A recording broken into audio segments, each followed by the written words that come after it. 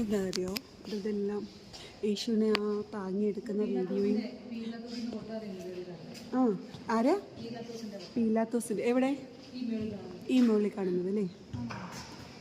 കണ്ടോ, യേശുവിനെ കൊണ്ടുവന്ന് കിടത്തുന്നതും യേശുവിനെ മാതാവിന് അടുത്ത് കിടത്തുന്നതും അത് എല്ലാം ചേർത്തതാണ്. കണ്ടോ, യേശുവിനെ കൊണ്ട് താങ്ങി കിടത്തിയ കല്ലറ കണ്ടോ. എനിക്കറിയാവുന്ന പോലെ ഞാൻ പറയുന്നുണ്ട്, ബാക്കി സ്വപ്നയെ കൊണ്ട് ഞാൻ പറയിപ്പിച്ചോളാം. അപ്പോൾ അടുത്തത് ഞങ്ങൾ അടുത്തിങ്ങനെ അകത്തോട്ട് കയറിയേ. അത് എന്തോന്ന് കറക്റ്റായിട്ട് സ്വപ്ന പറഞ്ഞു തരും. പറയടാ.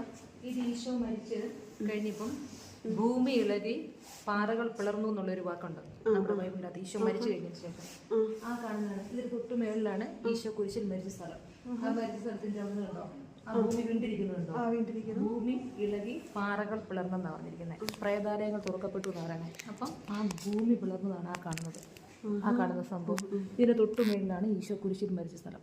ആ മരിച്ചു കഴിഞ്ഞപ്പോഴാണ് ഇതിങ്ങനെ ഭൂമി പിളർന്ന് പാറകൾ പിളർന്ന് ഇതായിട്ടാണ് ആ കാണിക്കുന്നത്. ആ